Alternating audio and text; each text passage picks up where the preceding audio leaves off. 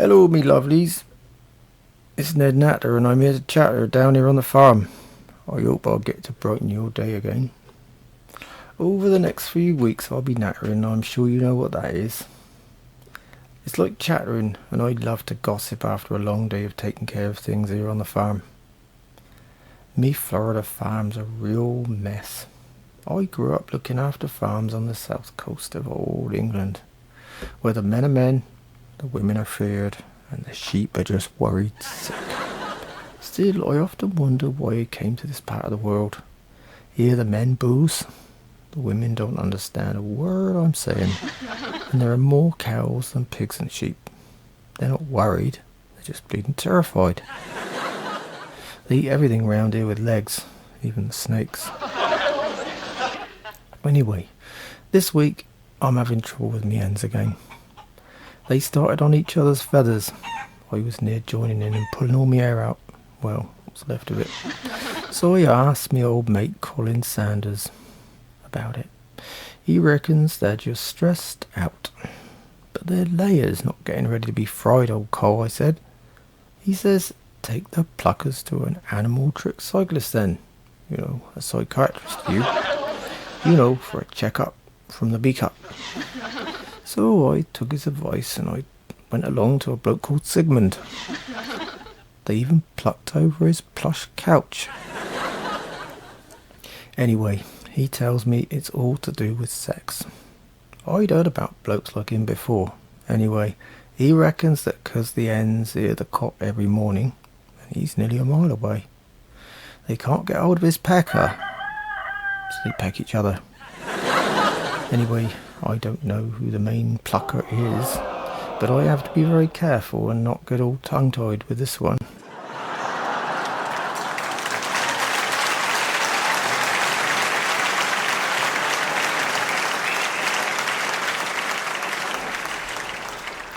So back on the farm, me egg production is going downhill fast, because me hens are thinking about sex. I thought it was only men that did that. I got a good mind to sell the lot to good old Cole. He'll have them plucked all right and I won't have to worry no more. Any rate, me lovelies, I hope I get to put a smile on your face and take you away from the rat race for a minute. Or even ploughing for a minute. Or sewing. My name's Ned Natter and I'm here to chatter. You can find me at nednatter.com too. I've been watching those old black and white horror movies. You know, I dug them out. I'm bored of the TV. No, I'm not talking about me 95-year-old mother here. I mean Dracula and Frankenstein. Hang on though. Oh well. I was thinking, you remember old Frankenstein's a monster, of course. He made his little monster in the lab, didn't he? Out of old corpses. I don't know why old Nan's face keeps cropping up in my mind. Anyway, old corpses and a bit of power from lightning. See, they'd cut him off for not paying the last bill. Well, anyway, that old monster went about the country killing people. Just to think, if they'd given that gruesome old monster the death penalty and the electric chair, do you think he'd have enjoyed a little top-up? And got a lot worse? Makes you think, don't it? Now, I need to tell you about my neighbour's latest point of view. He's like a guest political correspondent, but he never shows up in person. And there's a reason. Poor old Rush, a true rebel flag-flying southern gent. I call him Rush the restroom. See, he's always rushing there. Poor old mucker. Weak bladder, he says. Me? I don't even think he's got a bladder. At any rate, I wrote down another of these short but meaningful statements just before he ran off to stand behind a big old granddaddy oak tree a few minutes later. So old Rush says, climate change is only a Democratic problem. He blames the Democrats for everything. He says they produce the most hot air. Well, I think that's the same with most politicians, ain't it? Gotta be bad for the ozone layer, don't you think? Then he says, oops, gotta go, see ya. I don't even get a look in. I'm glad he don't work for me, you know. I'd have to pay him by the hour and he's only around for a few seconds before he's off again. He should do his own podcast from a portable pie. Call it a P-cast. He's never far away from the place. So I'm walking back to me tractor thinking, how the hell can he just dismiss climate change? I mean, they reckon in another few years the ocean will be over the roof of me farmhouse. And his too. I'll have to start farming fish instead of bleeding hens. Or ducks. I'll have to scrap me tractor and get a boat instead. So leaving global cooking for a minute. I got something special today. It's called a commercial break. And you know what that is. I got to earn after all. You're not paying me. And that's the trouble. They all think you do it for free. Farming's tough, me lovelies. I only make pennies on each me eggs. And I give me old hens away to me neighbour. She keeps them as pets, see? She's one of them vegan folks. You know, the ones they used to have on Star Trek, I think. Hang on, no, maybe that was Klingon. Not vegan, after all. Anyway, so I'm getting paid to read these advertisements. Now I'm famous, of course. Haha, this is the Ned Natter Show with me, Ned Natter. When I'm not here, you'll find me on nednatter.com. So, for this advertisement, I need to do a bit of music. I can't find none, so dum dum da. Ned Natter here to introduce you to the best blockbuster disaster movie I've ever seen. It's no surprise for me at the Ned Natter Show, with the world getting greedier by the minute. It's called Jurassic Pork. Yep, it's an horrifying story about a farmer who works with his mad scientist to create the biggest slice of bacon ever. He crosses the genes of a Tyrannosaurus Rex with a saddleback pig, creating monster pork. Yep. New music? Okay then. Dum dum da. The damn film's terrifying, alright. I'd recommend it. I'm giving it 2 forks and a shovel up. That's my lowest rating yet.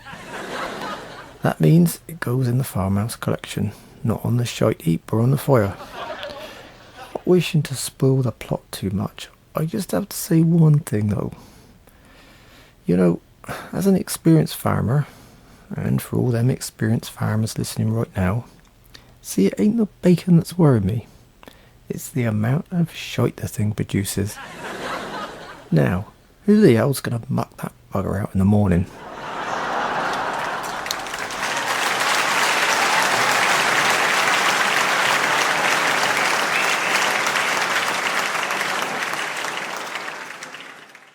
Now, you're thinking, I obviously got some professional help with getting that advertisement together.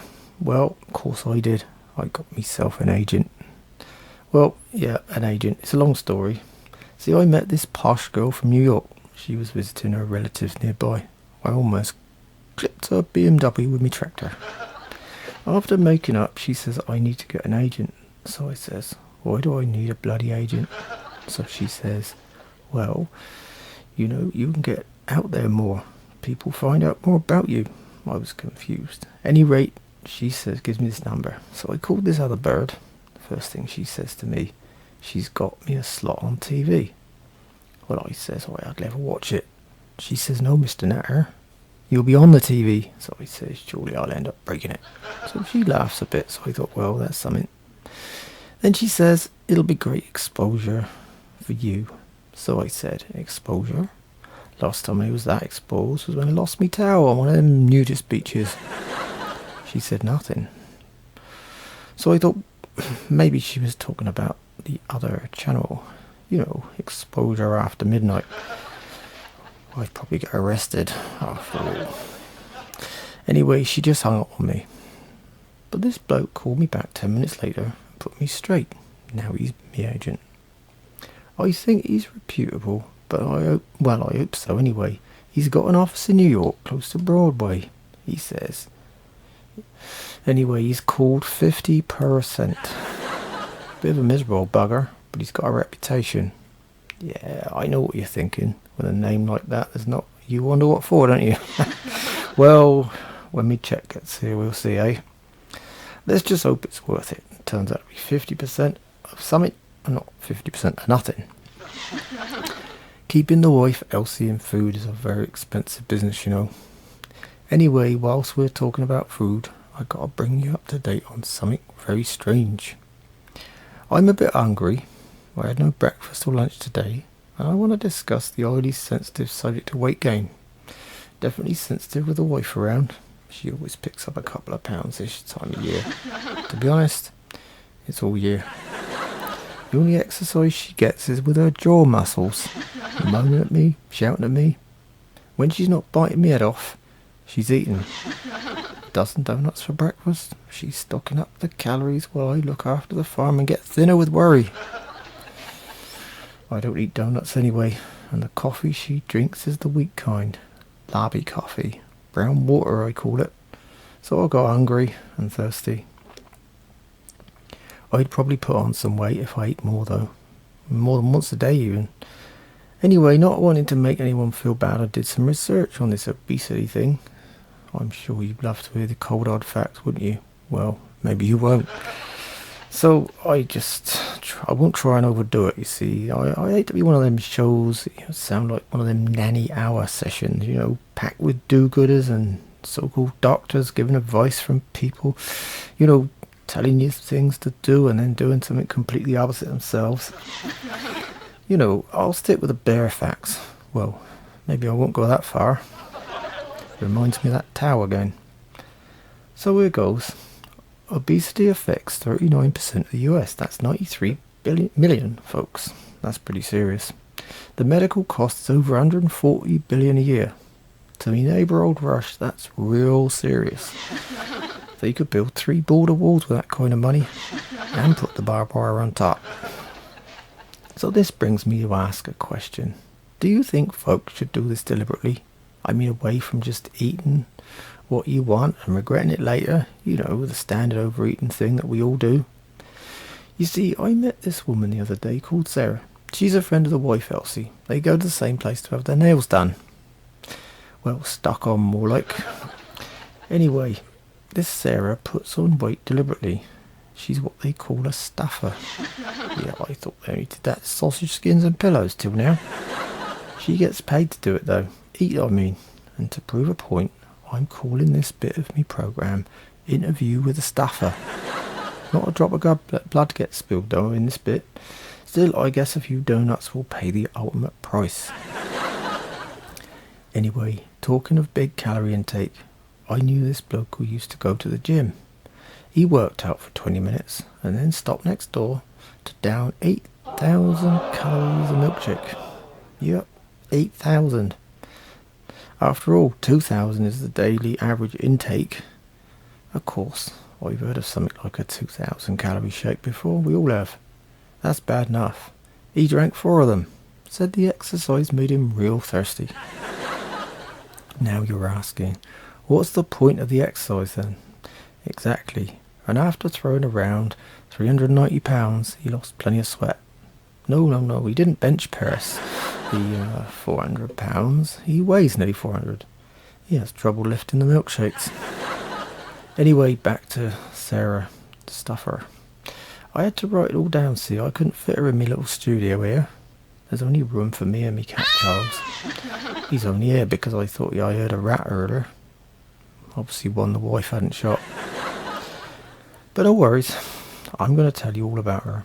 She's from Mobile, Alabama. But she ain't too mobile unless she's sitting in one of them mark carts. The kind that people run over your toes with. A lot of people eat to excess, but she eats for success. Men actually pay her good money to watch her put on the pounds. Up till now, I've had to pay the food bills for Elsie. But Sarah gets other blokes to pay for the groceries in the hope of making her fat. I wish they'd take the wife off me hands too. I've heard of ordering food, but she eats to order. She stuffs her face with whatever they want to eat. She stuffs and stuffs and stuffs. And when I was younger, stuffing meant something completely different. But anyway, I asked her did she drink a lot of water? She says no, only drinks dairy cream. She keeps it right next to the bed at night in case she gets thirsty. Oh, that gave me a bit of a shudder, that did. So I asked her if her stuffing, her kind of eating is called an eating disorder. She says no, that's about folks who are getting too thin and not eating at all. She even said I looked a bit skinny. Well, I was thinking this morning, eating yourself to death, starving yourself to death, all the same thing. You end up dead either way. This guy I knew had an eating disorder too. He became like a skeleton with skin. So I guess Sarah'd be able to eat me out of house and home. So I asked her what her sponsor fans liked her to eat. She said it depends on what you're looking for. Sometimes it's pizza, other times donuts. Some like her to drink loads of soda, eat a dozen cupcakes, 3 pizzas, drink 4 bottles of soda. They like her to sit up and eat so they can watch her belly growing. Ooh, sounds like a heartburn central to me. She weighs 370 now. Me bathroom scale and he goes up to 220. Is it out of date? Well, not for my skinny butt. Besides, I weigh the wife on the weigh station next to the freeway. I drive me truck on, then drop her at the nail place, and then drive me truck back and weigh it again, and do a little bit of smart mathematics to work out how much she's put on. Sarah started at £150, 18 months ago. When I asked her how she feels, she said real happy, because she only thought she'd get to 250. In the old days, the sideshow folks would have been looking for someone like her. Anyway, so I asked her what the limit was. I mean, would she eat and eat just to please her fans? She says, yeah. So I asked, is there like a magic number when you stop eating? You know, stop because the weight's too much? She reckons she'll stop at 400. Her mum's 487, and she's not doing too good with the old diabetes and that trouble. I think we'll leave the water stuffers there. My name's Ned Natter, and I'm here to chatter, and you can find me at nednatter.com. Anyway, when I first moved to America, I thought a ballpark was underwear. Anyway, you know me wife Elsie's a big woman by now. Like that Sarah, you know. I didn't tell you about the time I went to buy her a Valentine's Day present. Okay then, me lovelies, you ain't met me trouble and strife, but Elsie and me have been married for years. I'd hate to say how many. She's a kind of big woman. You never see her much, and I'm upset, you see, she still insists on wearing a thong. And I reckon that's why there's a worldwide shortage of elastic at the moment. She's pear-shaped, all bottom, no top. Always has a cigarette burning in her hand. Her thighs are wide, her calves nearly match. She wears flip-flops and an ankle chain, the kind they use for boats. Hang on though, I think that's called an anchor chain. Anyway, she's always got that annoying ankle-biting mutt at her dirty little feet.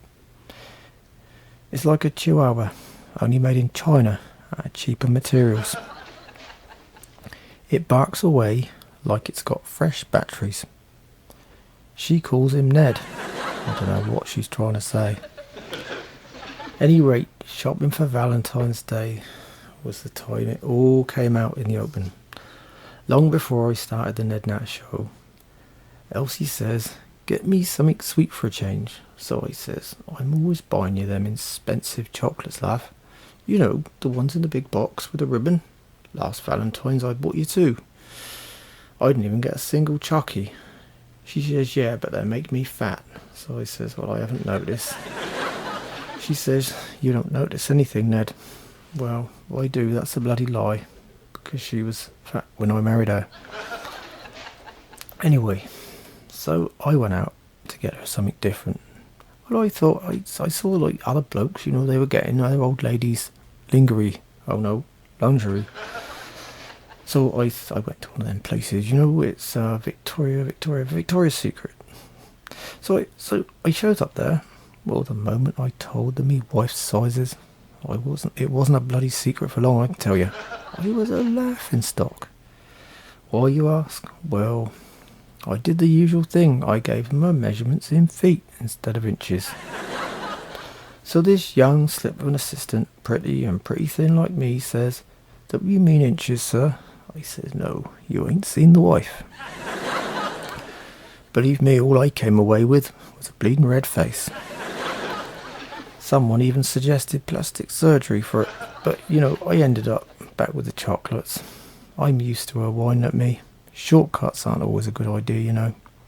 Take me southern neighbour Billy Ray. He's a friendly kind of bloke. Went for that lap band surgery. He was £500. Never went anywhere without a soda or something to eat. He don't half look funny now, though. The surgery was supposed to be a success, only old Billy Ray kept on eating the same. So now he's got this neck, he looks like a pelican. The food's got to go somewhere, innit? Anyway, I gotta go now. I'm at nednatter.com.